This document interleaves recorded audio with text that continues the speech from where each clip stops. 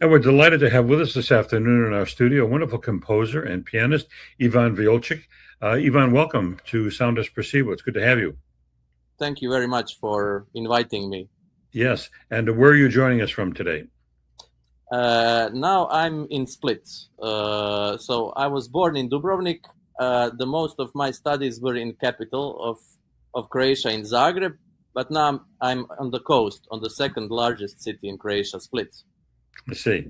Yeah. And you are a composer and pianist, and you've studied at the University of Music and Performing Arts in Graz and the electroacoustic music at the Institute of Electroacoustic Music and Composition in Zagreb. So you have a very distinguished background in terms of studies, but I've had a chance to listen to just a little bit of your music.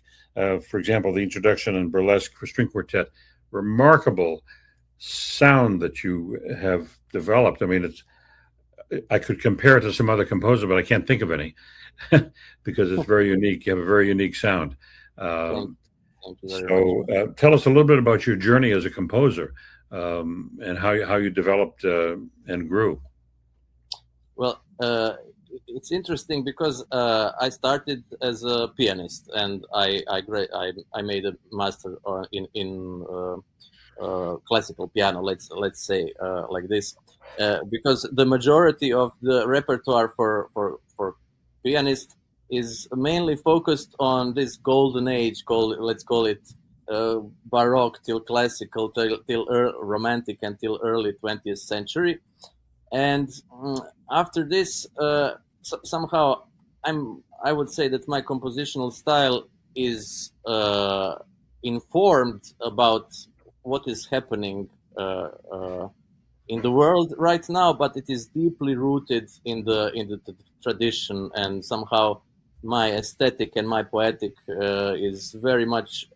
I always say I don't do anything else, nothing different than Bach, Beethoven, and Brahms did. Just that I'm doing it with the sensibility of a modern man living in this modern, little bit more fast way of living, and the sensibility also a little bit changed. So that's a very interesting way of putting it. That your process is the same as any composer who ever lived. The sound is a little different because you're composing today in a different world than the other composers. But I don't mean to keep referencing this introduction in burlesque, but I was so taken with the sound world that you've created, even though it's exactly. I can sense that it's rooted. I can sense that you do have a classical training, but it's you've developed something totally unique to yourself. Well, 20th century has brought us really a lot of different paths that we can take when we start composing. But the main thing is that it opened a new view about materials which we can use in our work, and I think about sonic materials that maybe weren't used in the previous eras, like something that is more similar to noise or similar to soft whispering, or like that's kind of different sonic entities which we can use now, but in a musical way without disregarding the past. This is how I perceive it. Yeah, it's a good way to put it. Now, on June 30th, you'll be in New York for a Sound Espressivo concert on June 30th at Weill Recital Hall at Carnegie. And the concert will have other music on it, but 30 minutes of it is devoted to your music. Tell us about some of the music that we can look forward to at that concert. I have had recently an author's concert, which was 1 hour long, which was made with my pieces, and I was as a performer in all chamber situations, and somehow, as we have we got the grant from Ministry of Culture from Croatia for concert abroad. So I decided to take some pieces which were played on that concert, which include piano quintet. So quartet Leonard and me as a let's kind of soloist will be performing this quintet, and then I have two let's say like a lead for a singer and the piano. And for this occasion, I have written a new piece. So it will be first performance in New York, and I'm very excited to work on that piece with the soloist, which will join us.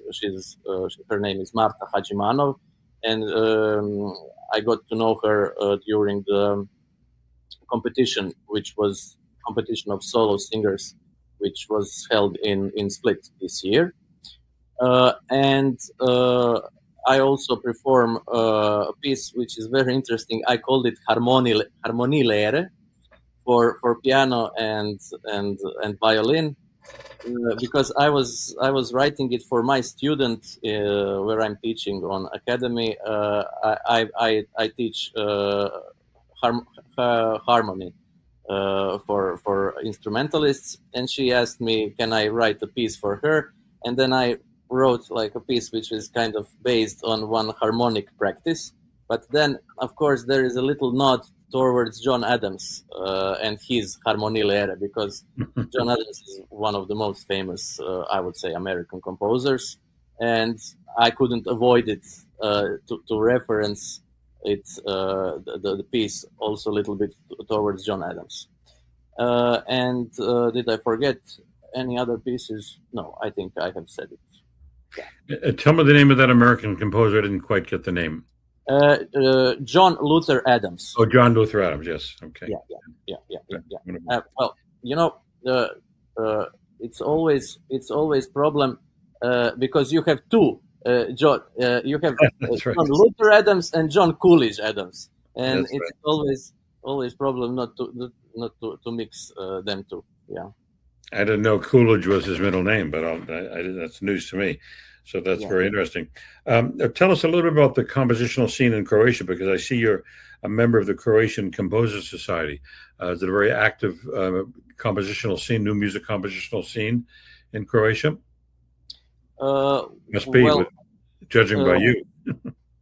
Thank you very much. Well, Croatia has this festival, which is on let's say one of the most important contemporary music festivals in the world. It is happening every 2 years, and it was founded in 1970s. I'm not completely sure the year, but very famous artists came to Music Biennale. Even John Cage and Stravinsky even came to Biennale. So it is very, very famous, and therefore it has gained some some cultural status, and the whole music scene is kind of in time with what is happening in music recently, and it was kind in the first in the beginnings. It was a little bit stylistically an answer to the post-war avant-garde. But after this, as post-war avant-garde lost its primary status as the first leader of every musical happening, so the situation is now much more, let's say, democratic. But it is still kind of influenced by this beginning of Music Biennale as a festival. Exciting. I'll have to find out more about that. Well, we look forward to hearing your concert at the Carnegie Hall Gala, Sound Espressivo, on June 30th at Carnegie Hall. And I wish I could be there. Maybe I'll take the train. I'm in Boston, and maybe I'll get to see you, because you have a new fan of your music. Thank you very much, Steve. I would enjoy if you could come.